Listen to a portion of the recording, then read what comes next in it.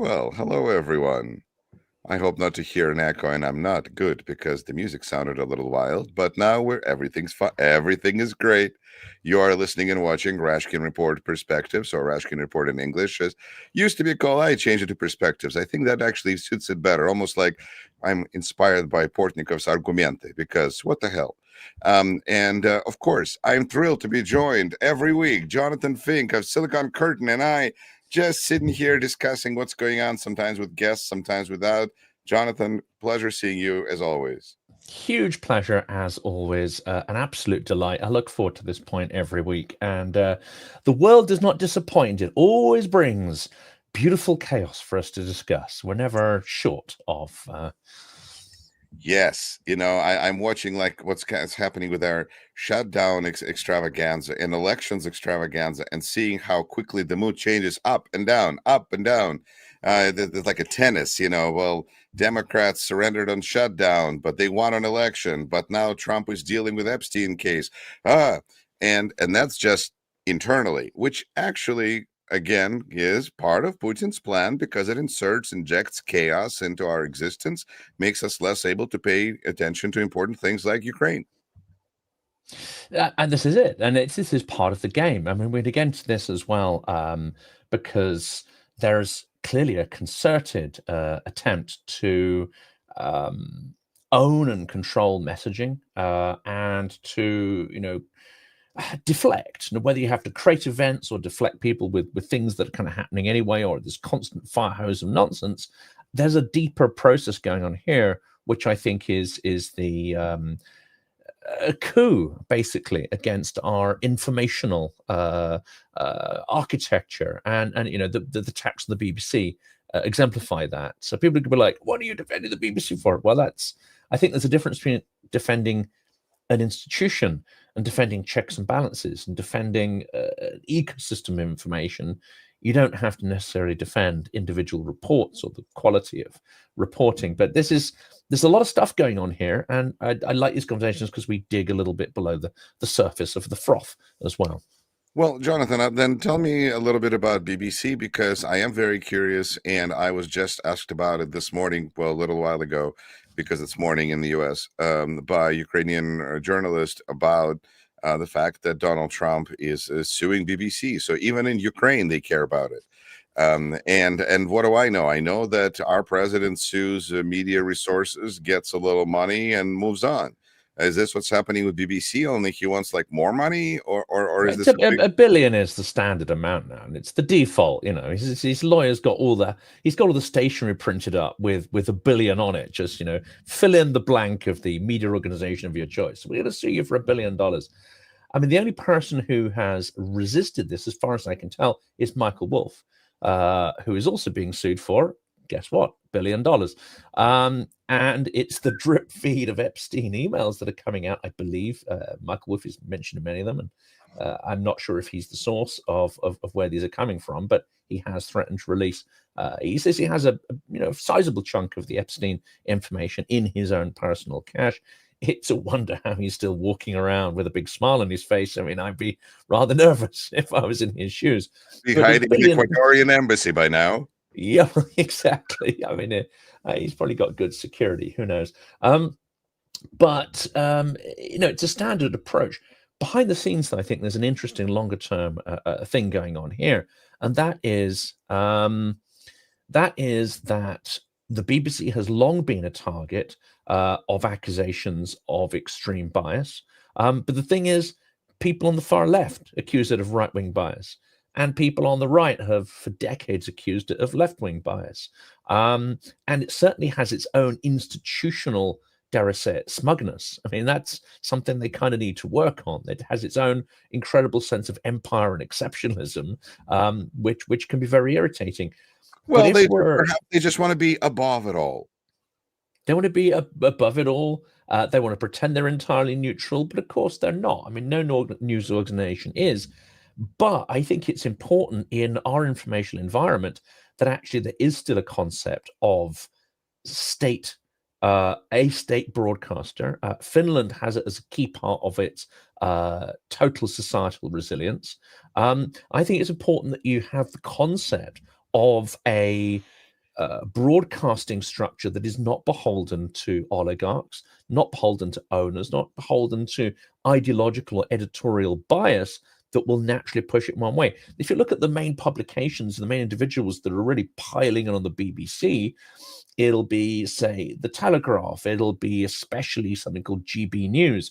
Just add a K in front of the GB and you'll get the angle. The irony is it's the least unbiased, it's the least, I would say, objective news media. It's those that will tend to interpret the world Most through a objective. definite, but the least objective. I mean, they interpret the world through a distinct political ideological bias, and then bash everybody and everything who doesn't hold that bias to try and get their guys into power. This is what they do, and they've done it for decades. Or Daily Mail, they will demonize minorities to create this sense of a nation under siege.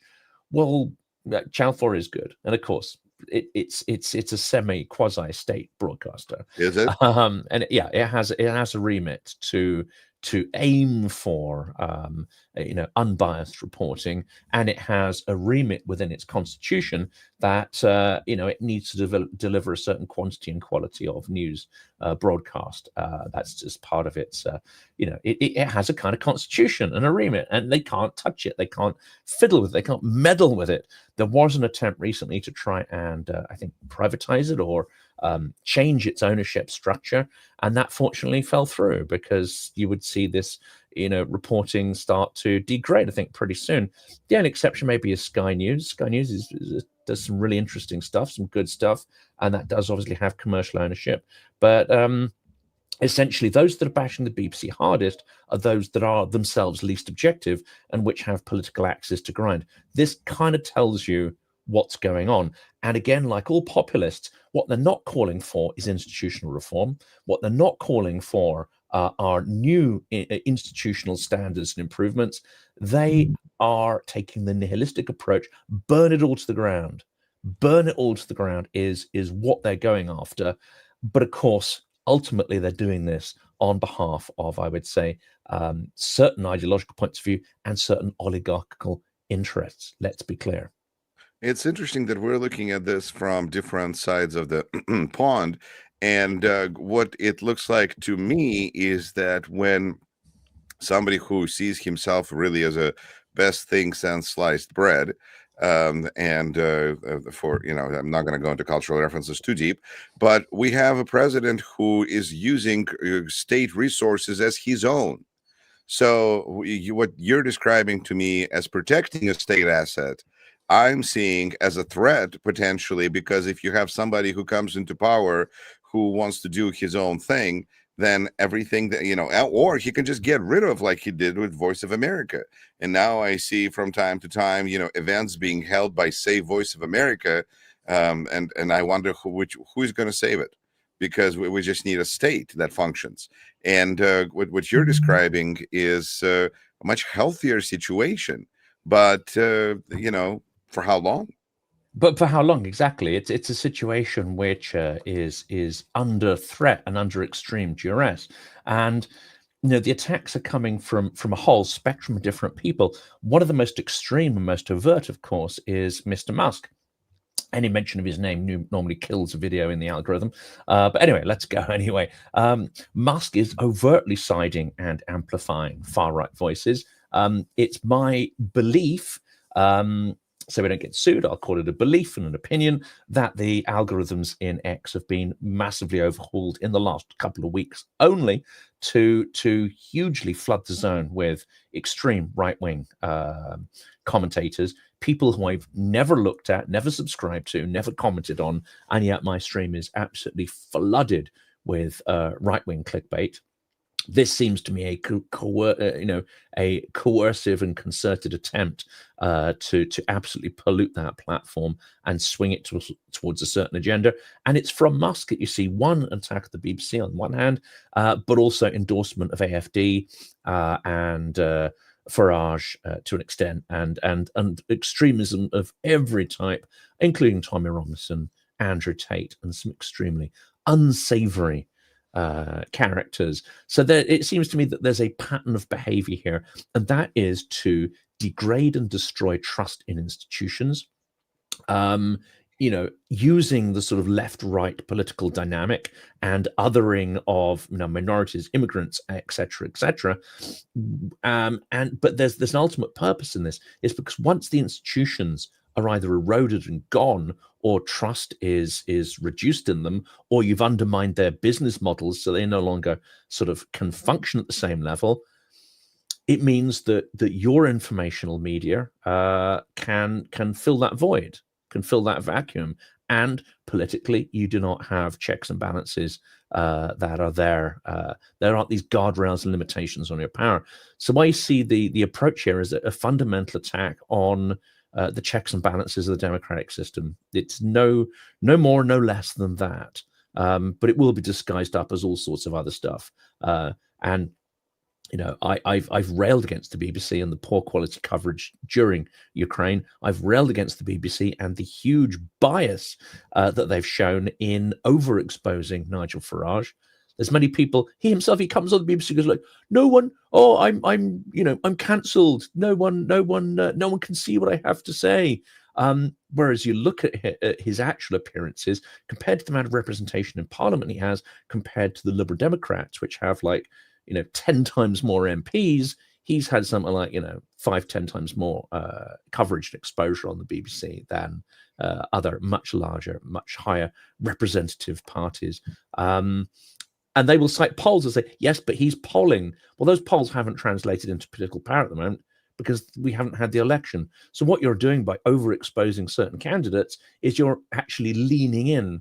You're working to build that power based on polls that are speculative. So the BBC's done an atrocious job, but we need to work on our institutions, we need to fix our institutions. These people are coming with a tin of kerosene and just smothering everything that looks like a check or a balance. I've talked so much. Are you I'm ranting here, Yuri. Are you saying that BBC deserves to exist? Yeah, absolutely. I'm saying the institution is weak and it has huge problems, but abolishing an institution, torching an institution is not the way forward. Revolution is never a good idea, especially if the revolutionaries are more of the character of arsonists and nihilists and are not coming with solutions to replace the thing they've destroyed, which they're not. They're not bringing solutions. They're bringing bias and sectional and commercial interests, and they just want anyone who opposes their voices out of the way. So free, and they use the idea of free speech to do it, whereas what they represent is paid speech and owned speech, and they want to shut down free speech. Is what I'm getting from all of this. Right. And that's what I'm trying to understand, I guess, to summarize this too, because what you're describing is more of a big picture strategic vision, which I don't think Trump has. Other than, I want to be in charge, I want to be rich, and I want to be recognized, and I want vengeance. But what is he trying to accomplish? So this is more of a not just, but it comes down to like chilling effect, because people are going to be afraid to say things about Trump because he might sue you, and of course, I think it's a certain different kind of brutality to post unedited Trump, but maybe that's what has to be done. He'll have a spectrum of outcomes. His maximalist outcome will absolutely be, I want $1 billion from the BBC. But it's a state managed broadcaster, which the UK population, everyone who has a TV contributes to it. He's basically suing the British people. That's what he's doing. He's suing the entirety of British taxpayers who pay that TV tax. So my message to him is a big FU. But it also doesn't fit, from what I can tell, I'm not a legal expert, it doesn't fit with the statute of limitations here. It comes outside of the window in which you can actually sue someone for libel or defamation. That window has passed. So I don't know, on technicality, he hopes to get this through the British court. So the minimal expectation, I guess, on his side is it'll have a chilling effect. He may well be told by his lawyers, he may not, that actually he's got no hope of pursuing this, because that's not how the law works. And no one's going to change the law in his favor. apply it with retrograde effect. I mean, it's not Well, happening. you sound like Speaker Johnson now when he talks about giving Trump a third term. I guess we can't do that. All right, but well, I guess we should look at a couple of other things. But thank you so much for BBC explanation, because I was really, I don't live there, so this is really helpful. And so, from everyone who doesn't live, but we have great comments from people who have opinions, who saw this. Thank you for taking part in chat. But put it this way, the same people are trying to take Channel 4 apart, which was mentioned in here.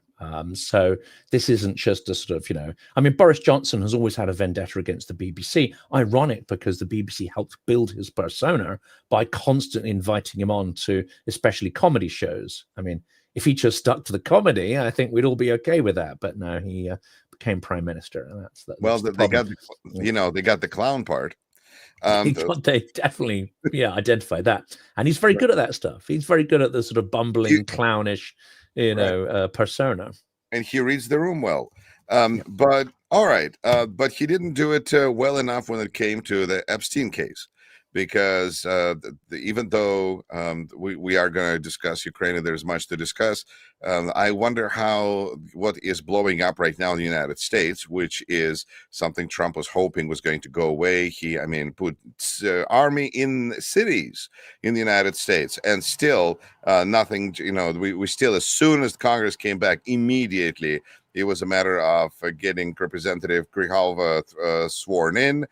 Getting the 218 votes, even after pressure on Republicans, because only 3 or 4 Republican representatives signed the Epstein petition to discharge, and all of that just started happening, gelling really quickly as soon as the gates opened. How does but at the same time, we see that Great Britain stopped sharing intelligence with us about what's going on in the Caribbean. Are we really just not trustworthy anymore? Well, this is Five Eyes, isn't it? And this is hugely strategic, because I don't know whether they've just ring fenced that information.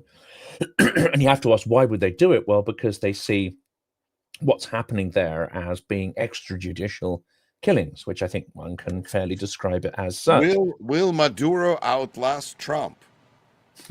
No. Okay. No. This is a very, very convenient get out of jail free card here. And I think actually the more Epstein ramps up, the more likely it is that we'll see the conversation turned back onto Venezuela, Greenland even. My last conversation today was with Anders Puck Nielsen, which people will see later. And of course, the new US ambassador to Denmark has just been appointed. And what's at the top of their to-do list? Steal Greenland. Yeah. So, but these aren't necessarily, there's maybe some geopolitical foundations to these ideas, and some of these ideas have been knocking around for a long time. But the executional decision, when and how they go in and execute on these plans, I think is going to be very much driven by domestic political expediency. So as Epstein ramps up, what are we going to see in terms of the big distraction?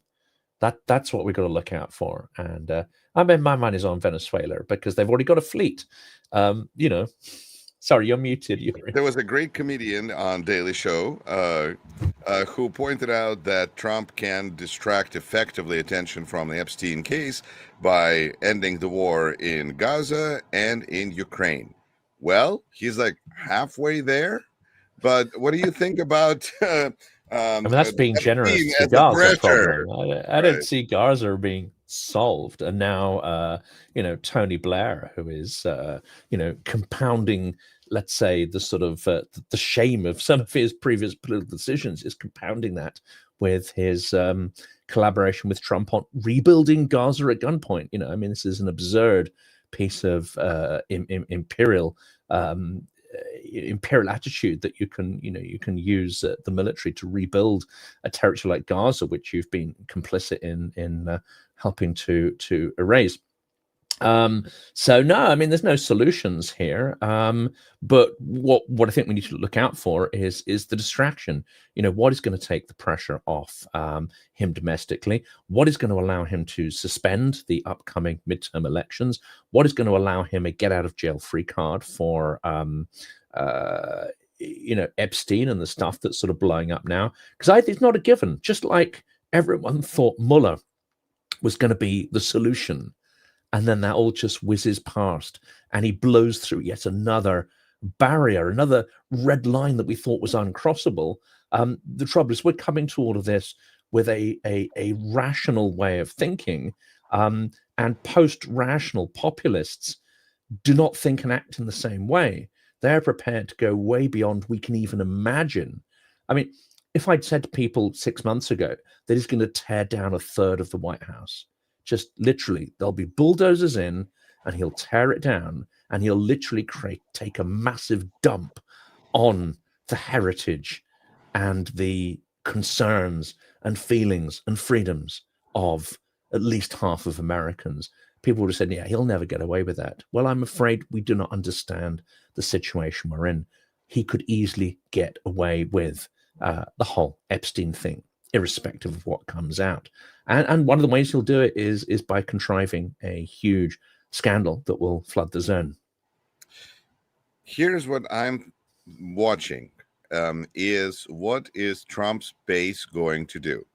We already know that according to polls, he polls twice as bad on this issue as anything else. He's bad on everything. He's terrible on his handling of Epstein case. And that means that there's some Republicans that are questioning his handling of Epstein case. So I think that what I'm watching for is his poll numbers to see what that's going to do, because I do agree with Chuck Schumer that when Trump's numbers start to decline, we're going to see more resistance from Republicans who right now just feel bulldozed. And I'm paraphrasing. But, to go back to the East Wing, which I think is really important because it really hurts. It's, to me, highlights how Trump makes decisions, because he seems to have 3 stages. First, he issues a press release. Then he announces a date. And then we see if he actually does anything. And it's like 3 separate things. But when he actually wants to do something like to tear down East Wing, there is no press release. Then he just does it. It's interesting.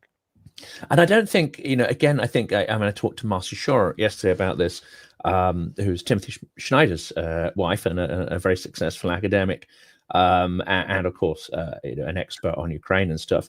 And we were discussing that we're missing the point if we think that he just tore it down because he could, or because he didn't see any intrinsic value in it. There's something a lot more going on here, and it is a form of ritual humiliation. It's a form of sadism. He absolutely knew what value that had to many, many people. And tearing it down is a way of saying, not only I can, because there's no guardrails and no one's going to stop me, but I'm going to do it because, like the AI video of him dropping, gallons of feces on people's heads wearing a crown, I'm going to do it because part of my power, part of my impunity, is to actually indulge in this ritual, sadistic humiliation of my opponents. And it's a way of... I don't know. I feel like it's honestly just part of his diagnosis.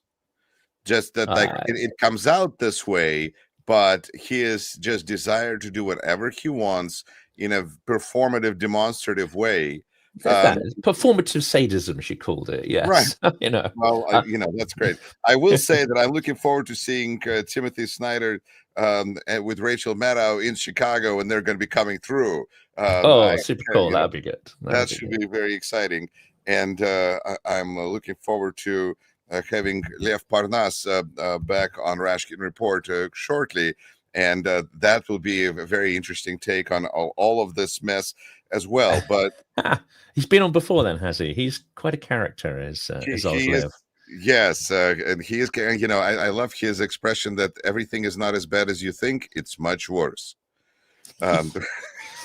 This is, people ask me how I understand Russia, or partly understand Russia. I know Michael Fagan had some, you don't understand everything was his phrase. You don't understand everything, but the phrase that I always use, and it's very, very simple.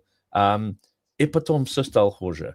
It's like everything can always be worse, and if it's Russia you're talking about, it really will. I mean, you can almost guarantee that it will. If there's a high road, you can guarantee it'll take the low road if the choice between the two. Absolutely, and I feel that one of the expressions that I've come up with to help me put on a Russian lens quickly is to say "cut the crap," because that's kind of like a one way to just kind of let's get real. Because let's get really cynical in a worst possible way and think of the worst possible motivations for people and think that that's how it's going to be. Just take ethics, throw it out the window. I teach rhetoric, and I find it interesting to explain to my students that competence comes out of professional and personal. If we respect somebody as credibility, if they have credibility, that's because they're professionally competent and they're personally ethical person. And if they're lacking one or the other, that's not true credibility. And I say that when it comes to Russian speakers, they don't really get that personal part. They just respect that professional, that's the only thing. And then the other part is just, it's, talented people are quirky. And then you just excuse behavior by anybody. So I think that there's different ways of trying to kind of be able to look at, because it is a problem, because we speaking English are fundamentally acting more polite to each other than people who speak Russian. And I think that it's just we need to constantly find ways and people who can help us translate that danger, because it's hard to imagine. It's like David Fromm, who I don't know personally, would like to interview him someday. But he's speaking about how he speaks to Canadians about the threat, and they kind of go, "Well, what's the plan? What's the logic there?" And and what can we do better? And he's like, "No, that's the way Trump is." So it's kind of like that's just the way Russia is. So versus any specific, a plan, vision. It seems like people in charge are not very bright, but there's no consequences for making mistakes. And so they just do whatever they feel like. And if it doesn't work, they throw more people or more money at the problem. I will take some issue with there are no consequences. There are consequences often if you get something right. So I think this is a key to understanding it. In a kind of highly punitive hierarchy, and there's this phrase sort of починить, show deference to the guy above you. Yeah. Right. Show deference to the guy above you, dump on the person below you. And when you get to rise up that chain, you behave in the same way.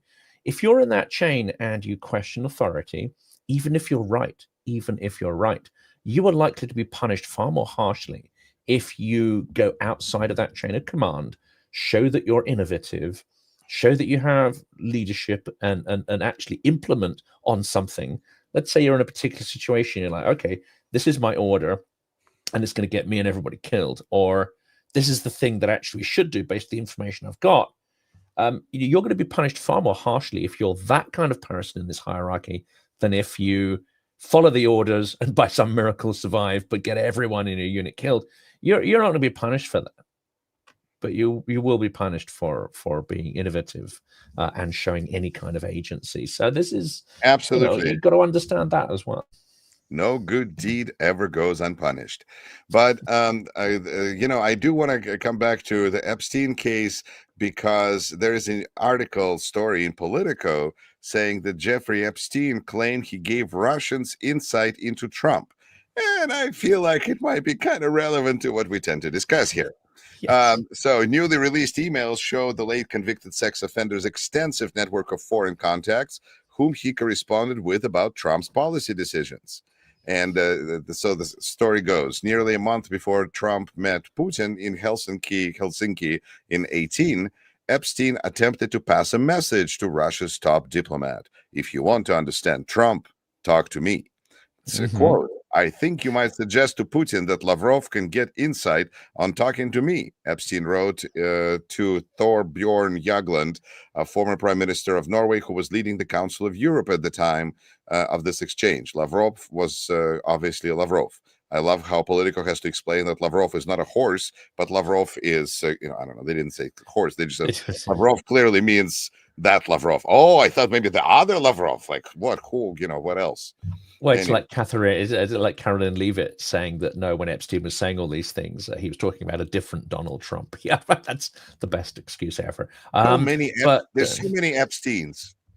There's a lot of Epsteins. There's a lot of Donald Trumpses. It's like they've all got doubles and trebles, and it's who's who? Who knows? And no Epstein one knows indicated anything. that he had previously talked with Trump about Trump with Vitaly Churkin, Russia's forcible ambassador to the United Nations, before Churkin died in 2017. Mysteriously.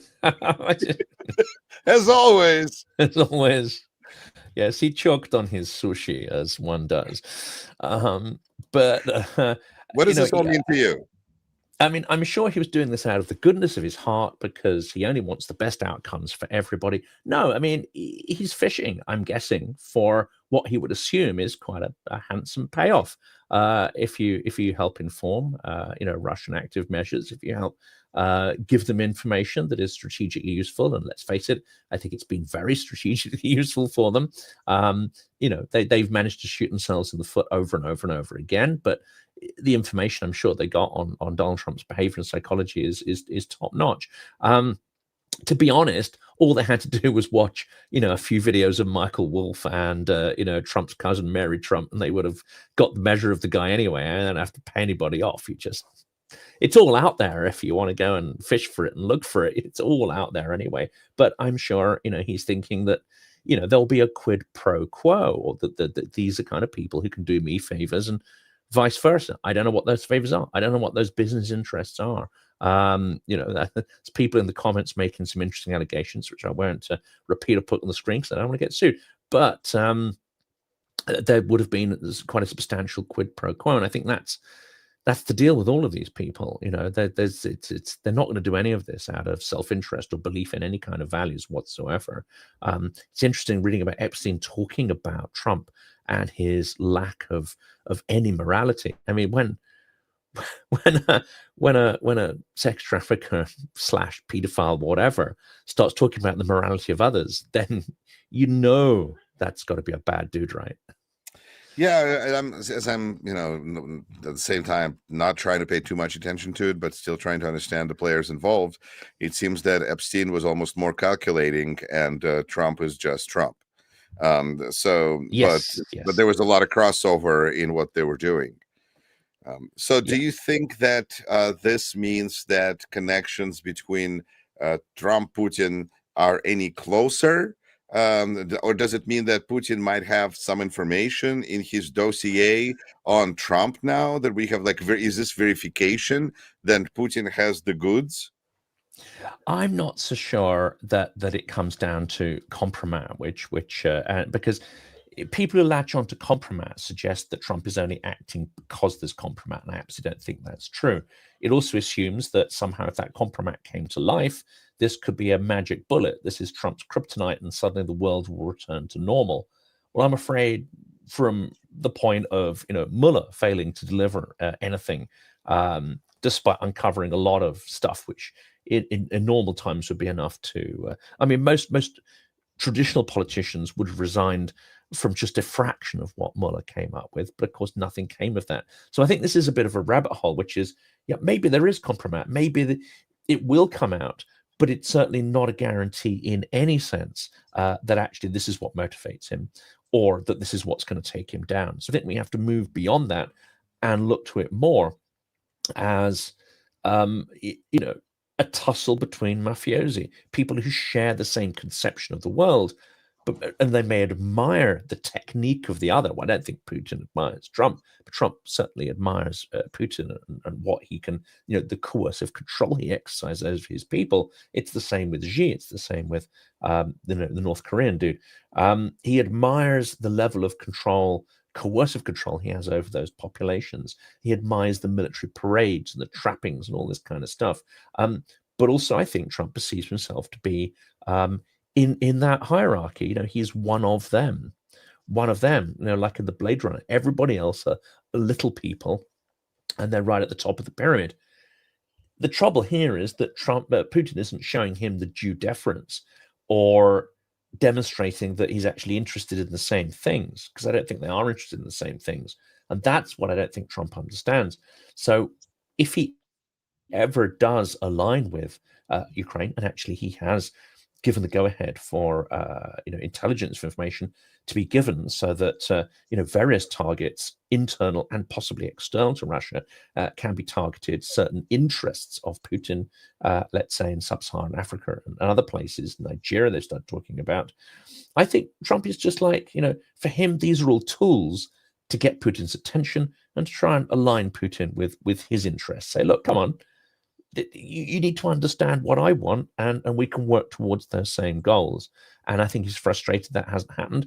All the rest, he will never have or see Ukraine in terms of any value system, or we have to do this because democracy, because human rights, because it's the right thing. He'll never do anything because it's the right thing to do. But he might try to do things to align Putin more with his objectives, to try and get what he wants. So I think it's more useful to try and understand, what does Trump actually want? Follow the money, I think, is you boil it down into a single phrase. Right. It seems like there's three things that he is looking for, and that is revenge, second is money, and three is recognition. And somewhere between those three things is where you can find him on any time of day. But my quick take on the situation with the Epstein case and Epstein's desire to reach out to Lavrov, I agree. I think that Epstein was looking for a payday, and he was looking for, this is what he did. He blackmailed people. That seems to have been part of his trade, besides hiding hiding money for people who were going through like divorces. So I think that this was probably very, a normal behavior for him. And if you're going to go look for mafia, or, then, that there it is. But I don't to me, this is just another egg in the basket of a strong Trump-Putin connection.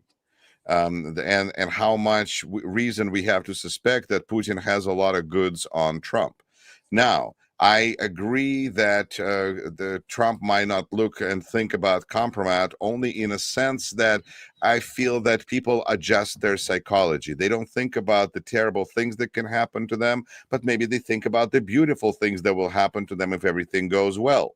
And so it's not so much a compromise as it is the promise of business projects, which can be the same damn thing if you look at it, just two different sides of the coin. Either we bust your butt or you have a payoff. You figure it out. And carrot and stick, classic kind of carrot and stick there. But right. So I think that it just kind of adds, another brick in the wall, to quote, some of the greatest poets. I also want to say, Jonathan, you have the best audience, because when I see a comment about Epstein, and it says he's really has Russian background, I think that's so great, because I'm so much more used to seeing, oh, Epstein, I mean, he's a Jew, come on. So, but instead your audience is like, he is Russian. I was like, I like these people. This is same there with Sergei Gore, or our new whatever his ambassador to name was. India. Yes, that's right. Wow. Yeah.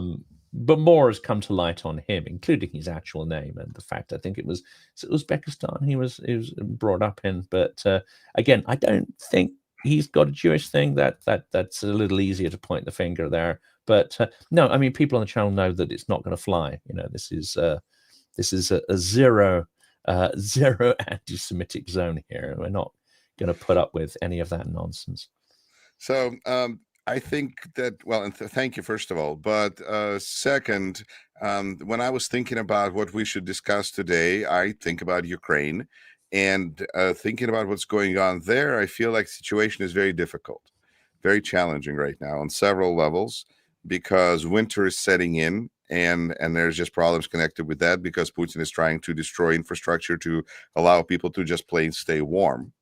And at the same time, there are problems connected with Pokrovsk. And at the same time, there's a corruption scandal that is breaking out. And to me, corruption is something that occurs anywhere, dare I say, even in the United States. The question is, the hell do we do about it? Because if Zelensky's first decision when he decided to take the corruption agency under his control, blah blah, and people came out with signs and it failed, that was not a good way. But now that there's an investigation, there's a process, and to me that actually shows Ukraine really in a good light. Maybe I'm just optimist because there shouldn't have been a scandal to begin with, because I mean the country's on the line. But the fact that they're dealing with it in a transparent way, instead of saying, oh, we can't talk about this until war is over because this is military time now, war is now. I mean, that's a plus, although I guess maybe I'm just seeing a kind of a positive side here.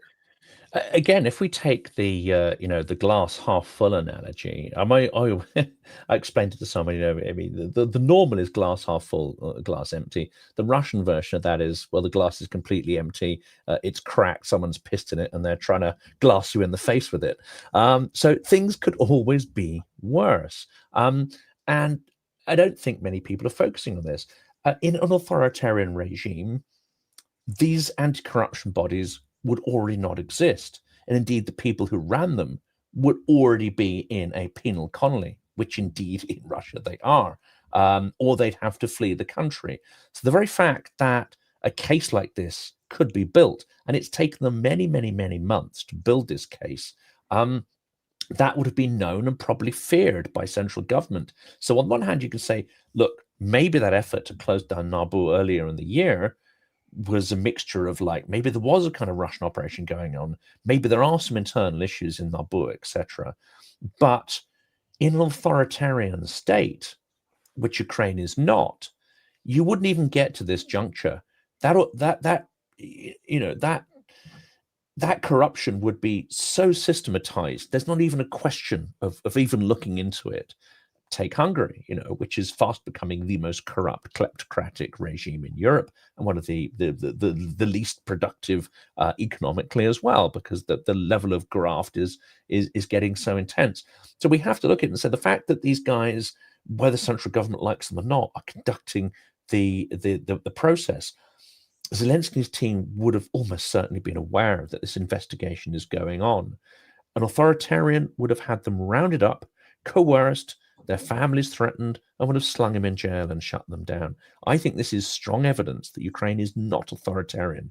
It's evidence that they have a lot of problems they have to deal with, but every single Ukrainian you talk to in civic society says, we have a lot of problems we have to deal with, and we can't wait to the end of war to do it.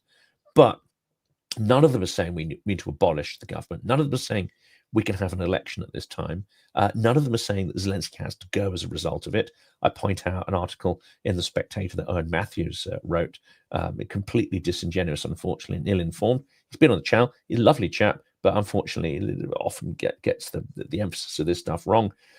If civic society can carry on acting in the absence of elections, if Parliament can carry on doing its job, and they don't get, assassinated and thrown in jail, then we still have the framework and foundations of an extremely healthy democracy. Tackling the problems is evidence of that, not the fact that they have problems to tackle. And I will be almost a devil's advocate for a second, because Russia also has regular situations where they find some corrupt official, and you go like, one, because they all are. That's like the rules. But it's one of the ways that the shrinking pie that is Russian economy is being redivided, is that somebody is named to be a loser, corrupted official, and it just solves one problem through this kind of a democratic means. It's almost like faking that you have a president when you really have like an emperor wannabe. And so I think with Ukraine, it's really, it is great that they are looking into it, but I think all we can do now is just to make sure that the process moves forward in a transparent way. And so that the process is what I have, what I feel is so important to be maintained. This is it. I think it comes back to a fundamental misunderstanding of Corruption isn't corruption in Russia. It is part of the system. It's in the software space, they say it's not a bug, it's a feature. So when I meet certain people and they say, but Ukraine, it's more corrupt than Russia, I say, no, there's a fundamental difference. Both have corruption. Historically, in the 90s, Ukrainian corruption was possibly, if it's possible, worse than Russian corruption. And that's not being particularly contentious. The difference here is that corruption is not now systemic. It is something which is, even if it's not the exception, it's something that is seen as an aberration and something that needs to be dealt with, and cannot be part of the core way of working and living moving forward. That concept doesn't even exist there in Russia because it's a kleptocratic hierarchy. It's designed so that people grift and graft and steal at every single level. That's not a crime. It's not criminal. It's only criminal if you take more than you're allotted, more than the power structure says you can farm. What did I call it? Tenured thievery is my phrase for it. It's literally where thievery is the way the system works, and you have to play the game to get onto that hierarchy. You're muted. Yes.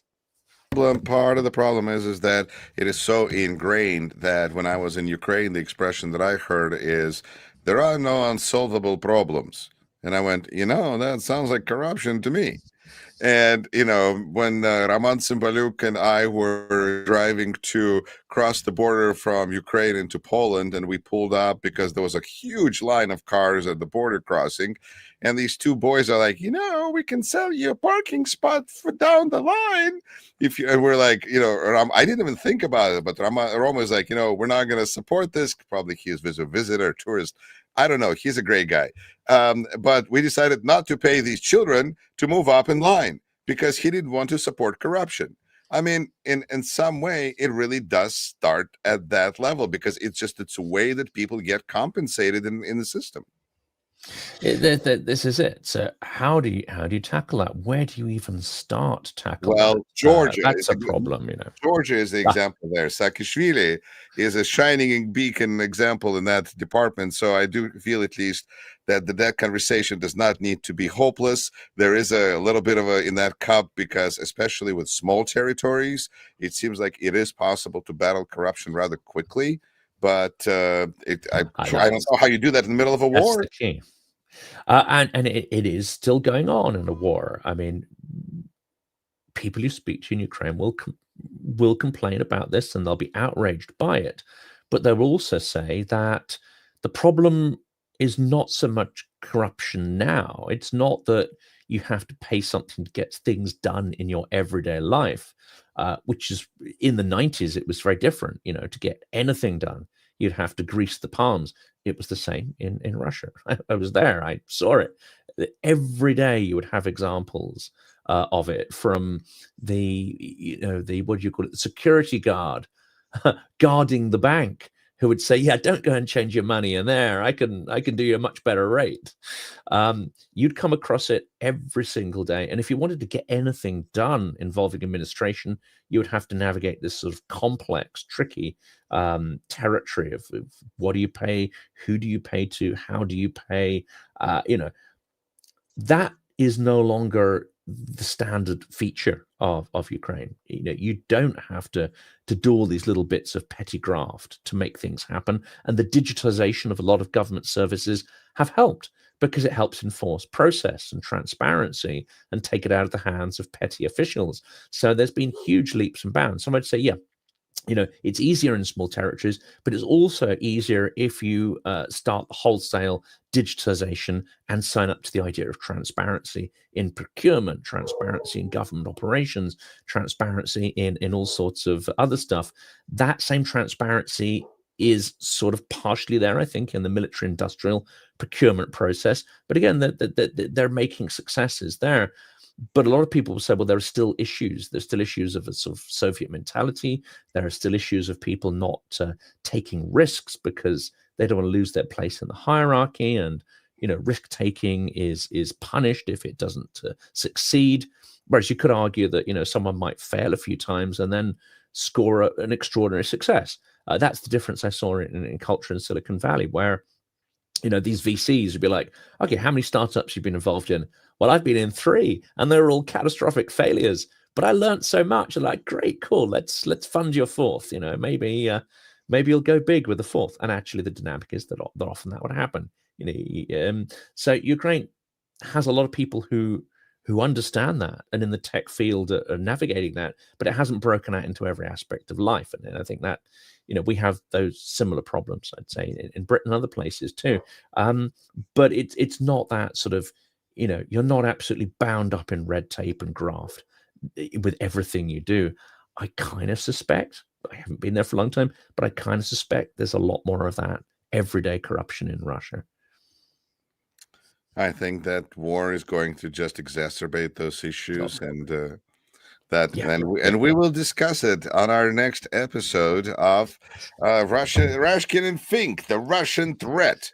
Ladies and gentlemen, thank you for watching. Jonathan, thank you to you. I see that unlike our dog here in the United States that hasn't barked, yours has. The neighbor's dog, I have to point out there, which is a persistent irritant. The bane of podcasters' existence, the neighbor's dog. Take care. At least it's not their loud music or parties. That's a dog. At least we can, you know, that's not. Oh, dog we can handle. Yeah.